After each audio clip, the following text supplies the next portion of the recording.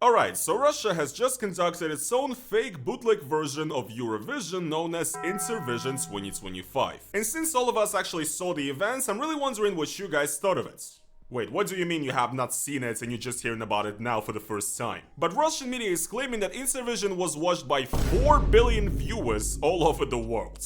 There's no way they're exaggerating those numbers, right? Yes, a bunch of Russian media actually reported that a few billion people watched the livestream of Intervision, but then when you click on an actual article, they changed the headline to "Livestream of the Intervision was available to billions of viewers," and that the livestream of the Intervision song contest could be seen up to 4 billion people. I guess they just realized how insane 4 billion viewers sounds, so they decided to quickly change the story. Well, alright then, I guess you guys haven't seen it, but the thing is, yes, Russia did actually just conduct its own copycat version of Eurovision. Because Russia was actually removed from the Eurovision Song Contest in 2022 after the invasion of Ukraine happens, Russia decided that it's not gonna let it slide and is gonna fight back and create its own version of the event, not just for Europe but for the rest of the world, claiming that the Russian Song Contest will be a place where politics are not going to interrupt and intrude on art and music. Грустно, когда политика пытается вмешиваться в мир, который принадлежит искусству, музыке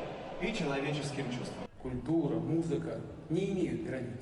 Сегодняшний праздник призван показать объединяющую силу искусства. So yes, they showed a little address of Vladimir Putin before the start of the show, and it's also quite ironic that Vladimir Putin and Russia here want to talk about how politics should not ruin art and try to interrupt it in any way. Well, Russia is like literally banning artists that speak out against the war and against the government right now and is not letting them perform and essentially is forcing them to leave the country. So hey there people, it is your boy Roman, your favorite neighborhood Russian, and in today's video we're gonna be talking about Russia's bootleg fake Eurovision contest known as Intervision and discuss how much of a cringe fest it really was. So, the Intervision International Song Contest 2025 took place in Moscow on September 20th, and it was organized by the Russian Foreign Ministry, Russia's biggest state broadcast TV channel, Channel 1, several other state organizations, all with a big budget of almost 1 billion rubles, which by the way was heavily funded with Russian taxpayer money. The event was heavily advertised and hyped up on Russian TV and the internet, stating that this is Russia's epic answer to the puny West and puny Eurovision that dared to kick out our great motherland from the contest.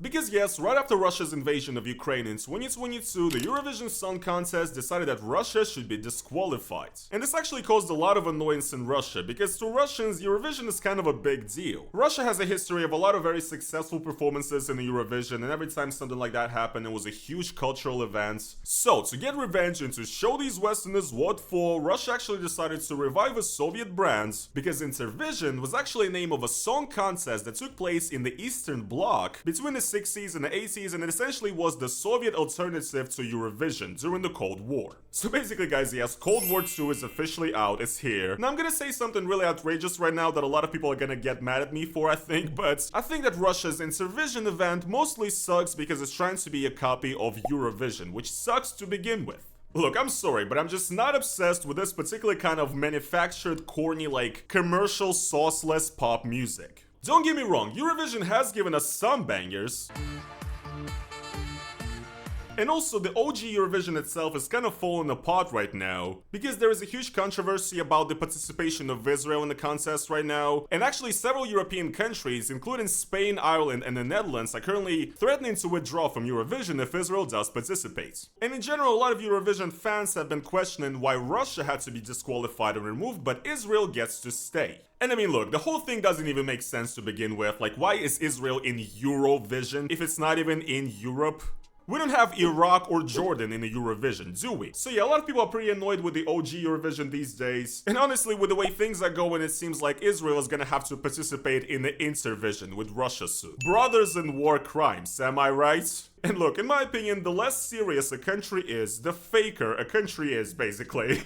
The more it cares about Eurovision as some big political thing. For Russia, for a long time, it's been about, you know, being a part of Europe and being worthy enough to be considered European. Then at some point, it became about sticking it to the West and showing them that we're standing strong. Israel is doing the same thing right now. They're trying to stick it to the West and show that they're standing strong despite all the criticism or whatever. So yeah, Eurovision is just extremely corny. And if you guys are wondering which countries actually took place in this contest, here they are on the screen right now. Essentially, as you can tell, a lot of these countries are basically kind of countries that are considered to be friendly with Russia, that are either part of BRICS or some other cooperation agreements Russia is in.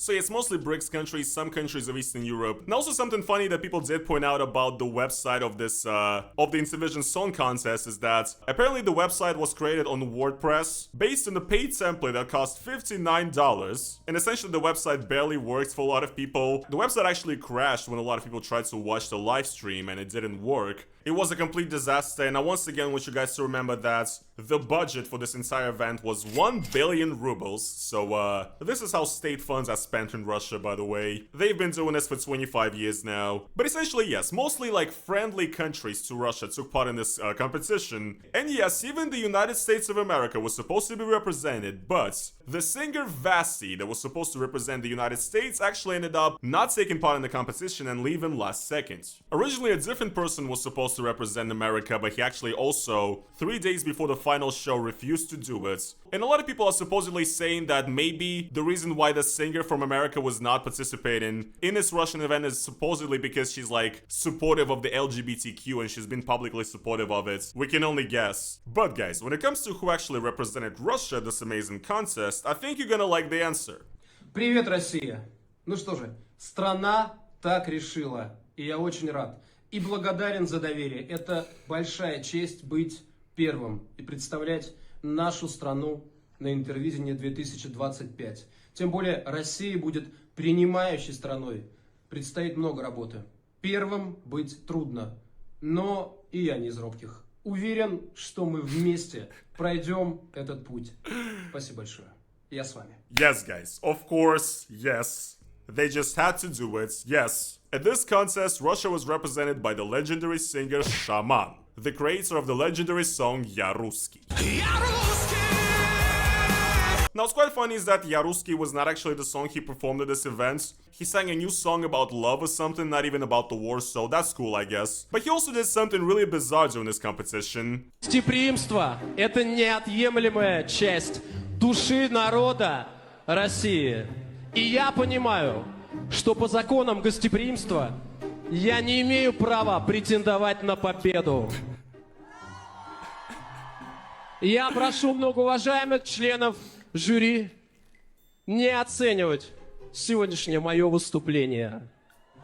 Я представляю Россию, а Россия уже победила. Победила тем, что вы все сегодня находитесь у нас в гостях. Я русский! Come on, bro, come on. So yes, you heard him right. This is what actually happened. Shaman went out there and after singing his song, he apparently said that I don't think it would be correct for me, as a representative of Russia that hosts this event, to take part in this competition, so I asked the judges to not rate my performance whatsoever. So, yes, Russia did have a representative and it did take part in this competition, but also it did not, because Russia was not even included in the competition. What the fuck?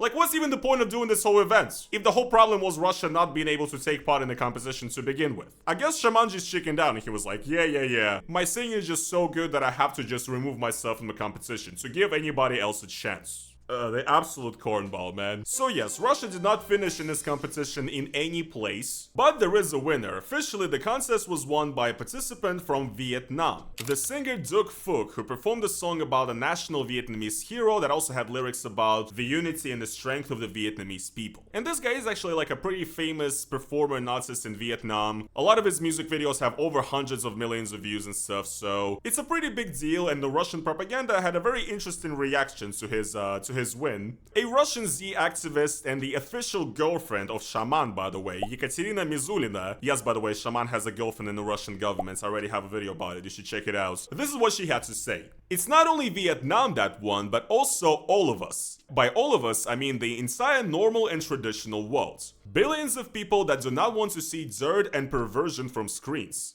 The people who are tired of men wearing dresses. Of all of this absurdity, Russia, despite facing so many difficulties from all sides, became the initiator of a global musical contest that provides an alternative to the cultural expansion of the completely rotten Western idea. Today we saw a great victory of Russia, an ideological victory at that too.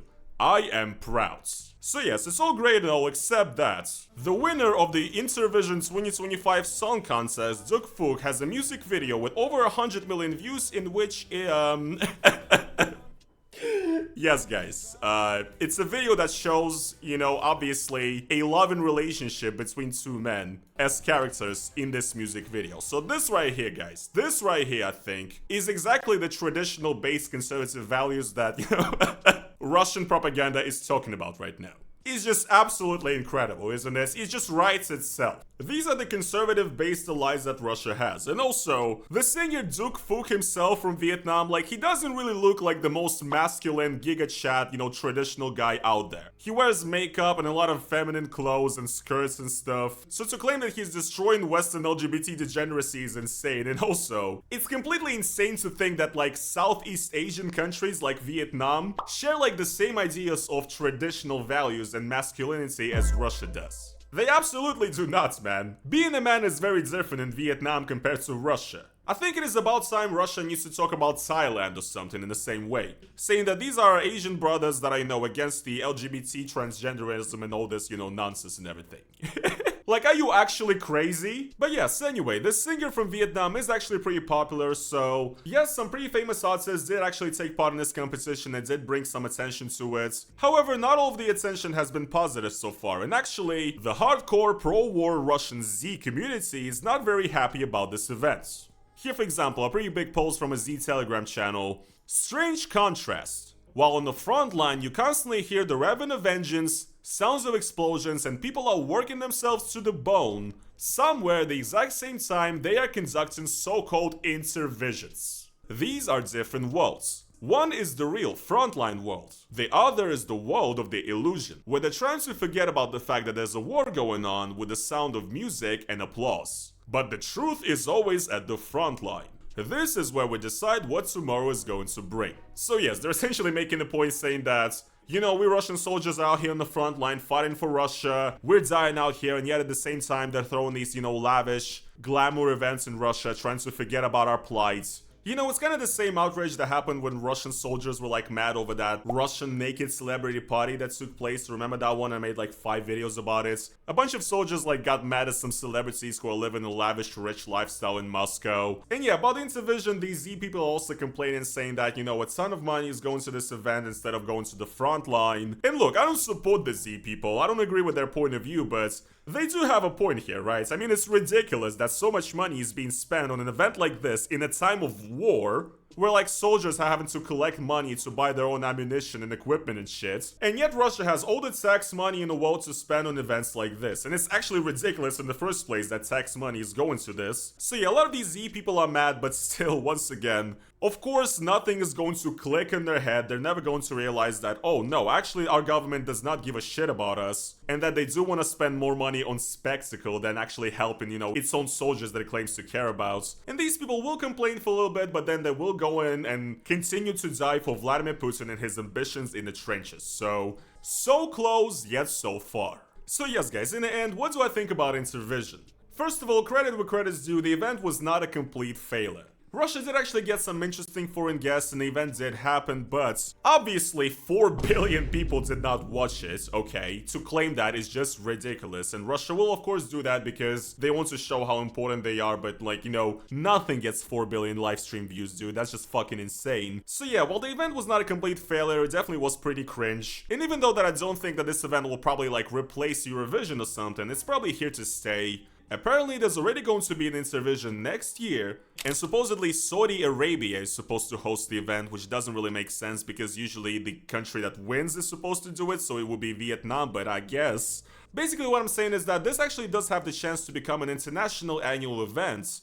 But once again, guys, I do think that Eurovision is corny to begin with, and creating a fake bootleg poor man's version of Eurovision, a copycat, because you got kicked out of the competition is even cornier, and honestly it gives off like some unhinged, annoying like incel ex-boyfriend behavior.